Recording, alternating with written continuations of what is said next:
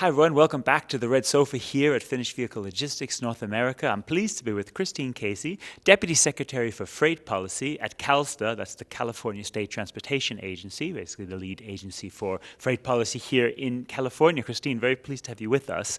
You came into this position, in fact a new position as I understand it, just a few months ago. Tell us a little bit about the role, some of your priorities and goals in that role. Yeah, so this position was really created out of a result from the supply chain crisis and the evident need for a high-level position to coordinate and oversee both our stakeholders and our partner agencies in California. And since then, fortunately, the crisis has calmed down. Our freight and goods movement are going smoothly, but we still have an important role to play. So part of my portfolio is still keeping track of the supply chain, making sure that all of our metrics are looking good and that we're not coming to another crisis and avoiding that if we can, but also generally freight and goods movement, not only through our ports, but on our roads, on our rail. Part of my portfolio is also offshore wind. I spoke about that a little bit in my talk about how the ports will really be a site of our next and newest supply chain demand with the need for offshore wind in California. I also work on hydrogen, so we know that that will be a really high value energy for a lot of our transportation system. And there's so much happening in this space, so every day it feels like something new. Well, absolutely. And as you alluded to in your talk, sustainability, one of the top priority sets for the agency and for California. You just highlighted a few there, but I wondered when it comes to programs and ways that you're supporting ports and freight providers in meeting these ambitious sustainability targets, what are some of the most important areas you'd be pointing to? Yeah, so we definitely are trying to help encourage our transition to zero-emission vehicles and supporting our industry stakeholders through that transition. It's a very tough transition, but very important, particularly in the vehicles that are slated to be turned over first and quickest at the ports, our drayage trucks, because they're impacting the emissions from those vehicles are impacting the port communities, the communities that are right next to the port and bear the brunt of the emissions that are occurring through those operations. Also, making sure that the infrastructure is there, so partnering with our Energy Commission agency and on the national side through the National Electric Vehicle Infrastructure Program, making sure that the infrastructure is there to help support the use of those vehicles.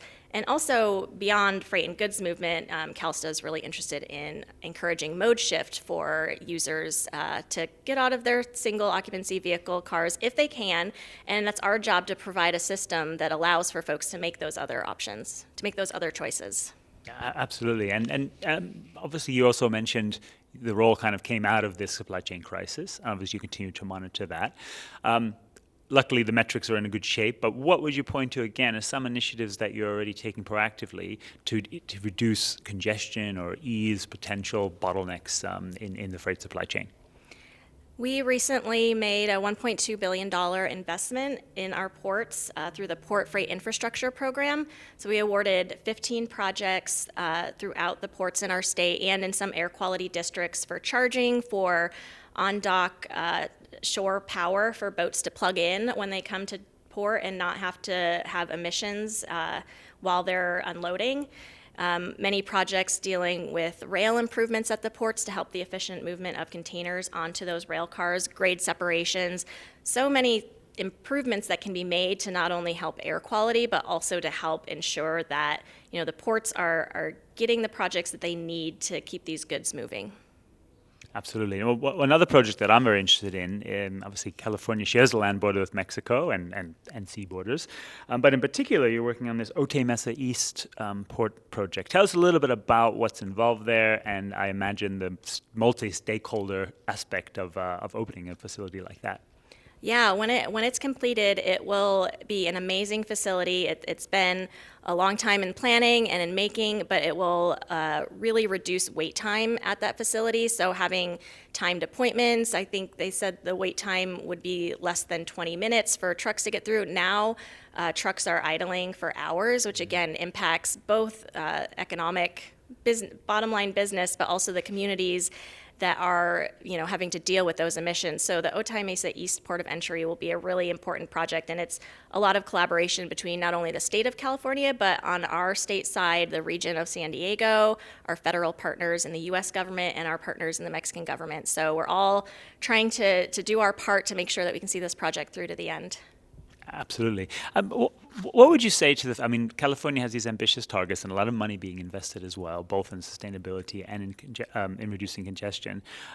But some companies might also say, hey, if we're pushed too far on this, we won't be competitive, whether in terms of the investments needed to be made or what in that. I mean, what is the sort of one of the state's answers to that? Is it about how you partner and offer these programs, or about helping to scale some of these technologies as well? Absolutely. We definitely understand the sensitivity. These transitions are disruptive. I think that was the theme of yesterday, or maybe the whole conference, disrupting the status quo. They're disruptive, but as a state, when we set goals, we also, try to help ease the transition. There is a lot of funding through the state and the federal government for vehicle incentives for infrastructure. So really helping some of these early adopters to transition the market. And I think, ultimately, as we see more of these zero-emission vehicles coming online, the price point will come down because it is an economy of scale, and it will allow folks to enter into a new zero-emission vehicle more easily. And I think in terms of the broader business context, when California sets these goals, we really create opportunity for innovation. We see a lot of new companies coming in, new charging companies, new vehicle providers.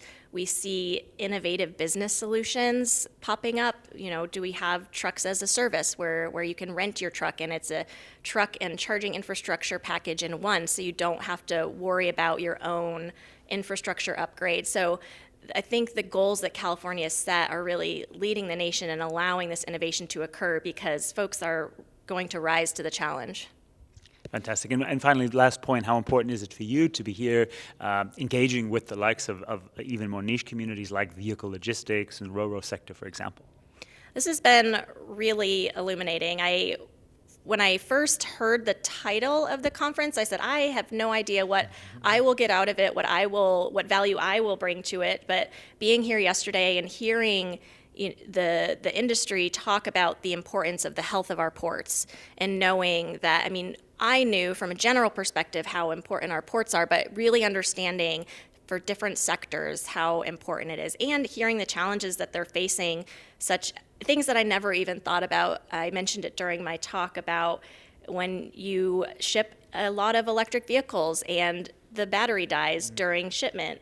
How do you address that? How do you deal with that? So a lot of these things that I am so happy that this sector is working on it, because there's a lot of smart people figuring out these solutions, but just to hear what the challenges are is very illuminating. So it's been really helpful to be here and engage with all the industry stakeholders.